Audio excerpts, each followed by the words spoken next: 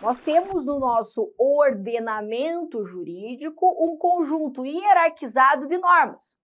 Então, na vida tudo tem hierarquia, né, Teté? Aquela história, né? Alguém que manda em alguém, que manda em alguém, que não manda em ninguém, não é verdade? Não é assim que funciona? Não é diferente com as normas jurídicas. Por isso que quando elas estão dentro dessa estrutura hierárquica, a gente chama de ordenamento jurídico.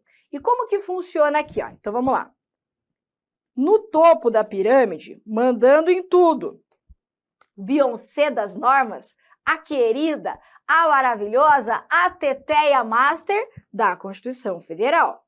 Então, a Constituição exerce aqui a sua supremacia, ou seja, nada que está abaixo do texto constitucional pode lhe contrariar. É ela que dá a regra, é ela que dita o estilo da coisa, como é que vai funcionar. É assim que nós temos que respeitar dentro de todo o ordenamento jurídico.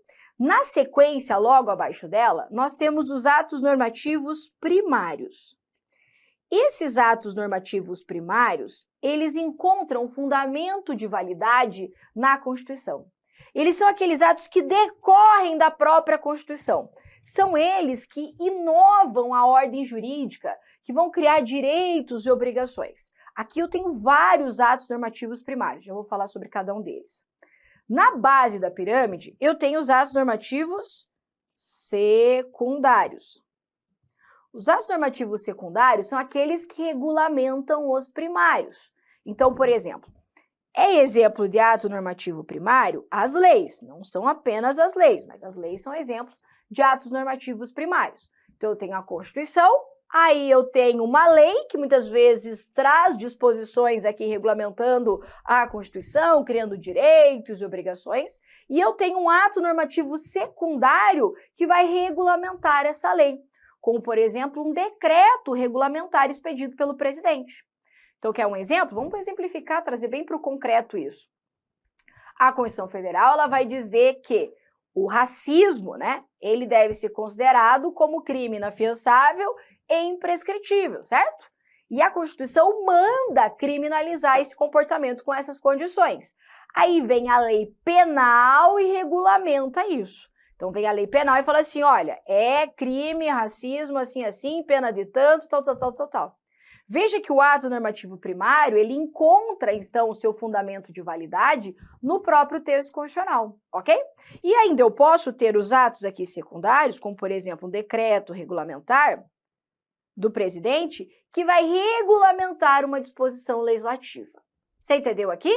Tá. O processo legislativo, ele se aplica apenas para elaboração de atos normativos primários. Não há processo legislativo para elaboração de atos normativos secundários, tá? Claro que eu ainda tenho aqui, ó, eu sei que você já está se perguntando, né? A hierarquia supralegal aqui trazida pelo Supremo Tribunal Federal. Vou colocar aqui também, né? A questão da supralegalidade dos tratados internacionais de direitos humanos, tá? Então, eu vou colocar alguns exemplos aqui, ó, para nossa pirâmide ficar bonitinha. De atos normativos primários, eu tenho, vou até colocar aqui assim, ó, aumentar para cá, vou comer um pedacinho da Constituição aqui, ó, para falar da supralegalidade. Daí eu ganho um espacinho ali, ó, supralegal. Então, exemplos, as leis, e quando eu falo em lei, eu estou falando de lei ordinária, estou falando de lei complementar, estou falando da tal da lei delegada, que a gente vai falar aí de processo legislativo, as leis em geral, tá?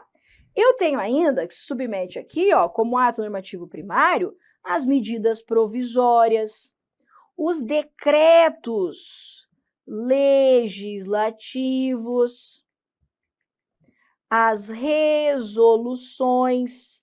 Resolução aqui não é resolução do CONAMA, tá? Não, eu tô falando de resolução aqui feito pelas casas legislativas. Resolução da Câmara e resolução do Senado.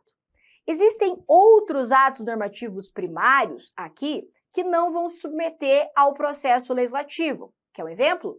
Decreto autônomo do presidente da República. Então, vou colocar aqui, ó. A tia vai refazer, porque eu quero que fique bem bonito isso aqui. Então, vai ficar bem organizado. Então, eu tenho as leis, eu tenho aqui a medida provisória, eu tenho as resoluções, eu tenho os decretos legislativos do Congresso, eu tenho aqui também o decreto autônomo do presidente da República, e eu posso colocar aqui também o regimento interno dos tribunais. Regimento interno dos tribunais. Esses são exemplos de atos normativos primários. Mas, como eu te disse, nem todo ato normativo primário se submete ao processo legislativo. E é isso que a gente tem que saber. Quais são os atos normativos que se submetem ao processo legislativo? Além disso, eu tenho processo legislativo para elaborar emenda à Constituição. Lembra que a emenda à Constituição, ela não é um ato normativo primário. A emenda constitucional é uma norma da própria Constituição, que é um instrumento para se alterar o texto constitucional, tá?